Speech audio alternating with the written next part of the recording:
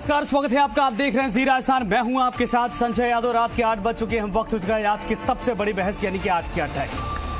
सिर पर जिम्मेदारी का बोझ, पेट में भूख की आग, पढ़ लिख कर बेरोजगारी की टीस और सरकार की मजाकिया बेरुखी बेहद तकलीफ दी होती है। प्रदेश सरकार की इसी बेरुखी की वजह से राजस्थान के बेरोजगार युवक दिल्ली में धरना दे रहे हैं। पिछले 23 दिन से दिल्ली में धरना दे रहे बेरोजगार युवकों की मांग है कि सरकार नियमित कंप्यूटर शिक्षक भर्ती पूरी करे। दिल्ली में धरने पर बैठे युवक सूबे की सरकार को उसकी घोषणा को याद दिलाते हैं। साल 2019-20 के बजट में सरकार ने ऐलान किया था कि कंप्यूटर शिक्षक का कैडर बनाकर भर्ती की जाएगी, लेकिन जब भर्ती की घोषणा की गई तो कंप्यूटर डिग्रीधारी लाखों युवाओं के सपने चकनाचूर हो गए, क्योंकि सरकार ने बहाली संविदा के आधार पर निकाली थी।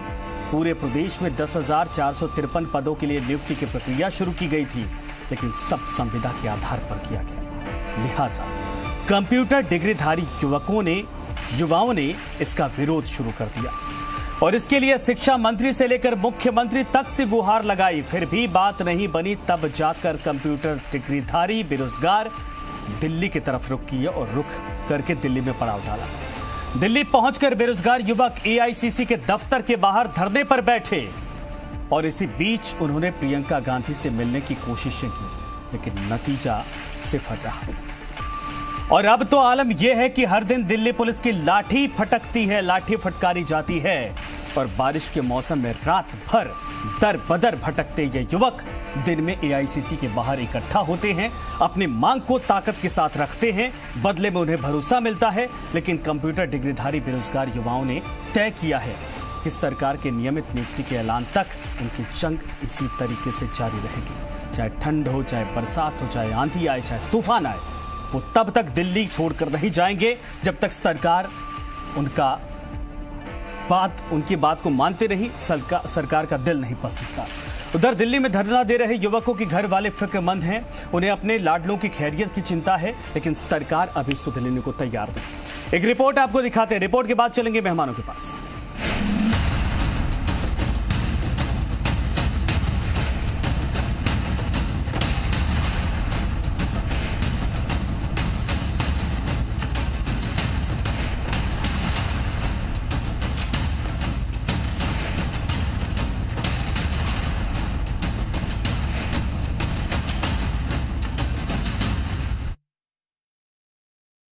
कंप्यूटर भर्ती कंप्यूटर भर्ती हमारी मांगे पूरी करो, हमारी मांगे पूरी करो। ये तस्वीरें दिल्ली में धरना दे रहे राजस्थान के कंप्यूटर डिग्रीधारी बेरोजगार युवकों की हैं। ये युवा सरकार से नियमित नौकरी की मांग कर रहे हैं, लेकिन सरकार है कि संविदा की नौकरी देकर बेरोजगारों की गिनती बढ़ा रही है। कंप्यूटर डिग्रीधारी इन बेरोजगार युवकों का आरोप है कि सरकार ने इनके साथ छल किया है। साल 2019-20 के बजट में घोषणा की गई थी कि कंप्यूटर शिक्षक का कैडर बनाकर भर्ती की जाएगी, लेकिन जब नियुक्ति निकाली गई तो संविदा के आधार पर। सरकार के इस फैसले से नियुक्ति के इंतजार में बैठे कंप्यूटर डिग्रीधारी खुद को ठगा हुआ महसूस कर रहे हैं और सरकार के फैसले का विरोध कर रहे हैं।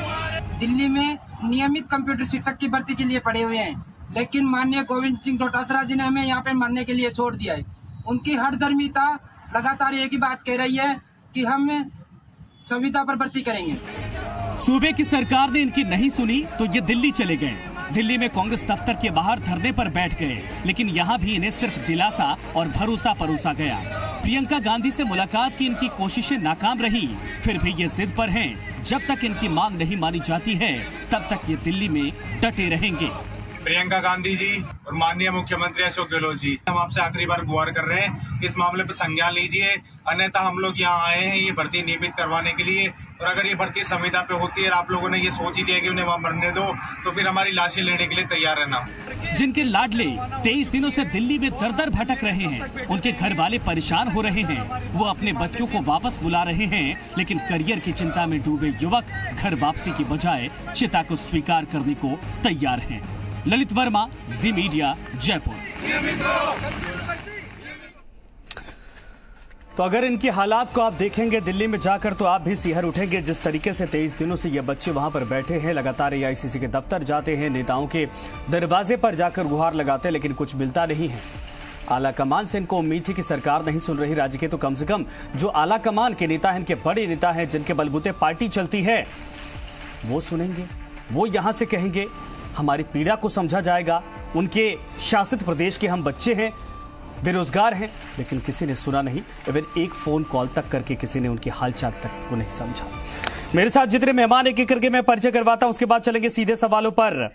स्वर्णिम चतुर्वेदी साहब है, प्रवक्ता है कांग्रेस पार्टी के, इस वक्त हमारे साथ जुड़ रहे हैं। उपेन यादव है, प्रदेश अध्यक्ष है बेरोजगार एकीकृत महासंघ से, हमारे साथ जुड़ रहे हैं। आशीष चतुर्वेदी जी हैं, बीजेपी प्रवक्ता, इस वक्त हमारे साथ जुड़ रहे हैं।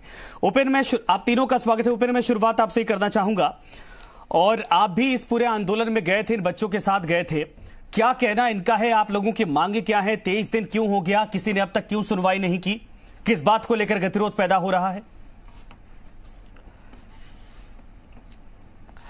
देखो, कांग्रेस सरकार ने कंप्यूटर शिक्षा भर्ती का कैडर बनाया तो ये उन्होंने धन्यवाद दिया, लेकिन जो संविदा पर भर्ती निकालने की घोषणा की उसके बाद बेरोजगार में आक्रोश था। पहले दिन से विरोध किया था और मैं आज भी विरोध कर रहा हूं। इनके साथ पहले भी था, आज भी, और रात को मैं जयपुर से निकल रहा हूं। हम सब लोग यूपी कूच, लखनऊ में कूच कर रहे हैं, क्योंकि हमारी एक ही मांग है। आज भी मैं सीएमओ में जाकर अवगत करवा के आया हूं कि माननीय मुख्यमंत्री जी पर पूरा भरोसा, वो अभिभावक का जरूर सुने और न्याय प्रदान करे, लेकिन जिस प्रकार उन तक बातें पूछाई जा रही है कि ये भर्ती नियमित तौर पर ही है, लेकिन नियमित तौर पर नहीं, संविदा पर है, और हम लोग पूरा परेशान ही है। बेरोजगार 23 दिन से बैठे हुए, मैंने इनकी स्थिति खुद जाकर मैंने दिल्ली में देखा क्या हालत है। कुछ लोग बीमार हो गए, लगातार ये प्रयास कर रहे हैं, लेकिन कम से कम इनके सुननी चाहिए थी कि युवा जो सबसे बड़ी भूमिका निभा रहे थे। हमने चुनाव में, उपचुनाव में हर जगह समर्थन दिया, साथ थे। माननीय राहुल गांधी जी से मैंने मुलाकात की थी, उस समय समर्थन दिया था। पीसीसी कार्यालय में बैठ के हमने समर्थन दिया था, लेकिन इसीलिए थोड़ी समर्थन दिया था, आज मेरा युवा, मेरा भाई वहां बॉर्डर पर बैठा रहे, इस गर्मी में, इस बरसात में, और सुनी नहीं जाए। तो हमारी एक ही मांग है, जब तक हमारा आंदोलन, हमारा संघर्ष समाप्त नहीं होगा, इसके लिए चाहे हमें जान लगानी पड़े, हम पीछे नहीं हटेंगे। हम मुख्यमंत्री जी से गुहार करना चाहेंगे, इनको रोकिए, बुलाइए, अपने परिवार से दूर है। 23 दिन हो चुके हैं, क्योंकि ये नियमित भर्ती निकाली जाए। ये जो बजट की समस्या है तो उसका भी निस्तारण हो सकता है। हम हर चीज सहन करने के लिए तैयार, लेकिन संविदा के तौर पर हम किसी भी हालत में स्वीकार नहीं करेंगे, क्योंकि इनके शीर्ष नेतृत्व प्रियंका गांधी जी ने भी स्पष्ट यूपी में कहा था कि वहां जब संविदा पर नौकरियां दी जा रही थी, ये कहा था संविदा पर युवाओं का अपमान है। तो ऐसे में राजस्थान के युवाओं के साथ बड़ा गलत हो रहा है। उपेन, ये बताइए, आपने कहा कि मुख्यमंत्री जी को सही फीडबैक नहीं दिया जा रहा, कौन लोग हैं ये जो गलत फीडबैक दे रहे हैं? संविदा पर नौकरी निकाली गई बिना मुख्यमंत्री की सिग्नेचर के निकाली तो नहीं गई होगी? लगातार 3 बार मैं शिक्षा मंत्री जी से मिला हूं। शिक्षा मंत्री जी यही कह रहे हैं कि नहीं, वो नियमित ये भर्ती है, नियमित ये संविदा पे नहीं है। तो आप निकाल दीजिए ना, विज्ञप्ति निकाल दीजिए, कह दीजिए संविदा शब्द हटा रहे, नियमित भर्ती है, ये वापस आ जाएंगे। इनको शौक थोड़ी है वहां जाके बैठने का इस गरीबी में, लेकिन वो कह रहे, अब बाइट में भी कहा कि हम वार्ता करने के लिए तैयार है, जबकि मैं 3 बार उनसे जाके मिला हूं। तो विज्ञप्ति आप नियमित तौर पर निकालिए, बजट की समस्या, कोई समस्या बताइए, हम आपके साथ है, लेकिन ये संविदा पर किसी भी हालात में बर्दाश्त नहीं करेंगे। मुख्यमंत्री जी से मिलने की मैंने कोशिश किया, उनका अधिकारी ठीक है, इसका जवाब लेते हैं, हमारी बात नहीं, इसका जवाब लेते हैं। स्वर्णिम चतुर्वेदी साहब, ये बताइए, जब सरकार ने कमिटमेंट किया था बजट में, जैसा कि अभ्यर्थी बता रहे हैं कि भाई नियमित करेंगे, परमानेंट नौकरी देंगे, तो फिर आखिर ये संविदा का मजाक क्यों? देखिए संजय जी, यहाँ पे कोई मजाक नहीं करते। ये संवेदनशील सरकार है, और बेरोजगारों को लेकर के और युवाओं को लेकर के हमारी सरकार ने जितने प्रयास किए बेरोजगारी दूर करने के लिए और युवाओं को रोजगार प्रदान करना है, इनकी आमदनी बढ़े, तो जो पहले से कर्मचारी चले आ रहे हैं उनकी भी आमदनी बढ़े, ये इतने प्रयास किए हैं वो राज्य सरकार ने, जो आज तक कभी नहीं हुए। अगर हमने ये वादा किया था कि कंप्यूटर शिक्षकों का कैडर बनाएंगे, वो कैडर ही बनाया है। कैडर बना करके टीए, डीए समेत समस्त जो लाभ प्राप्त होते हैं कर्मचारी को, वो दिए जाएंगे। संविदा का मतलब ये नहीं है कि किसी एजेंसी के थ्रू भर्ती करके और एजेंसी को पेमेंट किया जाएगा। आप देखें, आप ये एकमात्र राज्य है राजस्थान जहां पे हमने आज कैडर बना करके और ये वैकेंसीज निकाली हैं। और सबसे बड़ी बात ये है कि ये जो समस्या उत्पन्न हुई थी, ये उत्पन्न हुई थी सन 2014 में, जब भारतीय जनता पार्टी की सरकार थी। केंद्र सरकार का अंशदान हुआ करता था कंप्यूटर शिक्षकों के लिए 70% और स्टेट का 30%। वो केंद्र ने देने से मना किया और राजस्थान में एक लाइन के मैं बता रहा हूं आपको, केवल एक लाइन के आदेश से प्रदेश भर में जो कंप्यूटर शिक्षक लगे हुए थे उनको हटाया गया। आज जब हमने कैडर बनाया है तो कैडर बनाने का मतलब ये होता है कि इस पर यदि कोई भर्ती होगी जो सरकार द्वारा भर्ती की जाएगी तो उसमें कोई बदलाव नहीं होता, वो आजीवन उसका सरकारी सेवा का लाभ प्राप्त करेगा, क्योंकि ये नियम है स्वर्णिम साहब, तो फिर इसमें नियमित लिखने में क्या दिक्कत है? अगर आजीवन आप उसको पैसे देंगे, उसको सैलरी देंगे, सारे भत्ते दे रहे हैं, तो फिर उसमें नियमित लिखने में क्या दिक्कत है? इन बच्चों का जो डर है वो कम से कम खत्म हो जाएगा। देखिए संजय जी, जब कैडर बनाते हैं तो कैडर के साथ में सेवा नियम और सेवा शर्तें भी बनती हैं। हाँ। तो ये इसी का एक भाग है।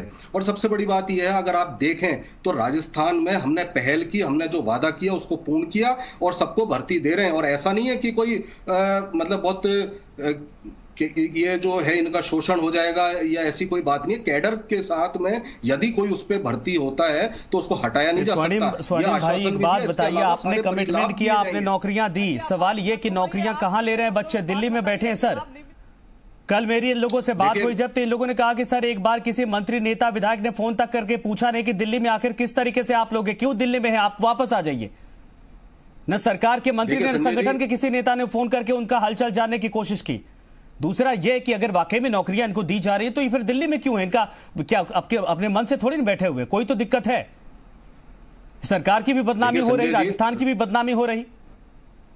देखिए संजय जी, जब राज्य सरकार हमने सभी मुद्दों पर हमारे मंत्रियों के, मुख्यमंत्री के, सबके द्वार खुले होते हैं। यदि कोई बात होती है, कोई समस्या है, तो यदि हम उसका या तो हम कन्विंस करते हैं या उसका निदान निकालते हैं। हमारे यहाँ पे हठधर्मिता नहीं है। हठधर्मिता हुई थी 2014 में, जब 2014 में कंप्यूटर का विषय तो था सारे स्कूलों में, लेकिन कंप्यूटर शिक्षक एक लाइन के आदेश से हटाए गए। यह आंदोलन चला कंप्यूटर शिक्षक संघ, और मेरी जहां तक जानकारी है और मैं जहां तक मिला हूं उसमें कंप्यूटर शिक्षक संघ ने तो ये इस भर्ती का जो हमने निकाली इसका स्वागत किया। फिर भी जो हमारे साथी दिल्ली में बैठे हैं, जो राजस्थान के व्यक्ति है, एक एक व्यक्ति का दर्द निवारण करना हमारी सरकार का कर्तव्य और हम करेंगे। यदि कोई, हमारे शिक्षा मंत्री जी ने घोषणा की है, प्रदेश कांग्रेस कमेटी में पत्रकारों के समक्ष घोषणा की है, यदि कोई अगर इसमें बदलाव भी करना होगा सबसे बात करके किया जा सकता है। सर 23 दिन हो गया, 23 दिन हो गया। आप अगर ये कह रहे हैं कि करेंगे तो करिए। 23 दिन में बात की क्या आपने?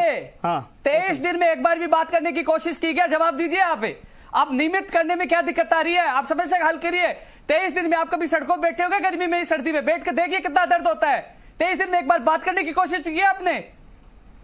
देखिए उपेंद्र जी, अगर आप दिल्ली जा रहे हैं और आपके साथी हैं तो मैं एक निवेदन आपसे और करूंगा। वहां भारतीय जनता पार्टी का भी दफ्तर है। 2 करोड़ नौकरी प्रतिवर्ष देने का वादा नरेंद्र मोदी जी ने किया था। कितनी नौकरी थी एक बार ये भी हिसाब लीजिएगा। लेकिन समर्थन आपको दिया था, आपके साथियों से जब जरूरत हुई, जब आपने कहा, जब आपने ज्ञापन दिया, हमने बात की और बात करने के लिए हमेशा हम तैयार हैं। हम किसी पार्टी विशेष से जुड़े नहीं, आपको तो समर्थन दिया था। नहीं, हर चीज स्वर्णिम साहब अगर बीजेपी से ही करवाना है तो फिर कांग्रेस का महत्व खत्म कर देना चाहिए। अगर हर सवाल बीजेपी से हम पूछे जहां पर आपकी सरकार है वो भी हम बीजेपी से पूछे तो फिर कांग्रेस का मतलब क्या है? ठीक है, मैं दोबारा आपके पास आऊंगा। नहीं, ये सवाल तो नहीं चलेगा ना। आशीष चतुर्वेदी साहब, कांग्रेस का ये कहना कि 14 में आप लोगों ने एक सिग्नेचर से तमाम बच्चों को हटा दिया था, है ना? और वही डर इस वक्त इन बच्चों के भीतर, इन अभ्यर्थियों के भीतर भी बैठा हुआ है कि संविदा के नाम पर न जाने कब सरकार बदल जाए, कब क्या हो जाए, घर बैठना पड़ जाए। आप लोगों ने भी 23 दिन से इन बच्चों की सुध नहीं ली। देखिए संजय जी, यहाँ पे 2 उदाहरण ऐसे आ रहे हैं जहाँ पे कांग्रेस का दोहरा चरित्र बिल्कुल स्पष्ट रूप से दिखाई देता है। हाँ। सबसे पहले तो ये अपने घोषणा पत्र में स्पष्ट रूप से मेंशन करते हैं कि हम जितने भी संविदा कर्मी हैं, चाहे वो NRHM के हों, चाहे NUHM के हों, चाहे आंगनबाड़ी के हों, चाहे लोक गुंबिश के हों, चाहे पैरा टीचर्स हों, चाहे उर्दू टीचर्स हों, उन सब की समस्याओं का समाधान करके उनको नियमित करेंगे। ये इनके घोषणा पत्र में स्पष्ट रूप से लिखा हुआ है। आज के 2.5 साल हो गए इस सरकार को, इस सरकार ने एक भी संविदा कर्मी को नियमित नहीं किया है, उनको कोई लाभ नहीं दिया है। मात्र आपने जो 5,000 सैलरी थी उसमें 10% का वृद्धि की है, ठीक है। दूसरा आप देखिए, प्रियंका गांधी जी जो AICC की महासचिव हैं, वो उत्तर प्रदेश में जो भर्ती है उसको लेकर के तो बड़ा कड़क रुख रखती हैं कि ये जो नौजवान हैं उनके सेल्फ रेस्पेक्ट पे हमला है और उनकी सिक्योरिटी जाती है। और राजस्थान के जो अभ्यर्थी 23 दिन से दिल्ली में बैठे हुए, उनसे मिलने का उनको समय नहीं मिल रहा है। अभी संजय जी आप जिक्र कर रहे थे बजट की घोषणाओं का कि मुख्यमंत्री ने अपने 2019-20 में घोषणा की।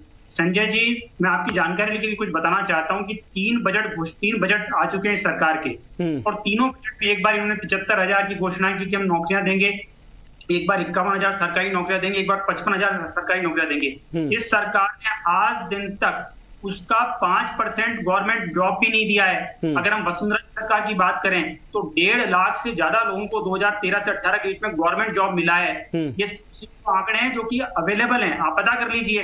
तो जो सरकार इस साल, तो स्थिति यह है कि सरकार ने केवल 5 लोगों को नौकरियां दी है, आप देखिए, और वो भी चतुर्वेदी साहब दूसरी भर्तियों का जिक्र कर लेंगे। सवाल ये कि संविदा तो आपकी सरकारों को भी बड़ा पसंद आता है। यूपी में संविदा पर ही नौकरियों को लेकर प्रियंका गांधी का वो ट्वीट था जिसको लेकर ये तमाम अभ्यर्थी जो उसको सर्कुलेट कर रहे हैं या फिर उसको दिखाते हैं कि देखिए दोहरा रवैया अपनाया जाता है। सवाल ये कि आप लोग भी कैसे सवाल उठा सकते हैं जब हर राज्यों में जहां पर आपकी सरकारें, आप भी संविदा की तरफ भाग रहे हैं और वही काम कांग्रेस कर रही है। संजय जी, आप मेरी बात को ध्यान से सुनिए।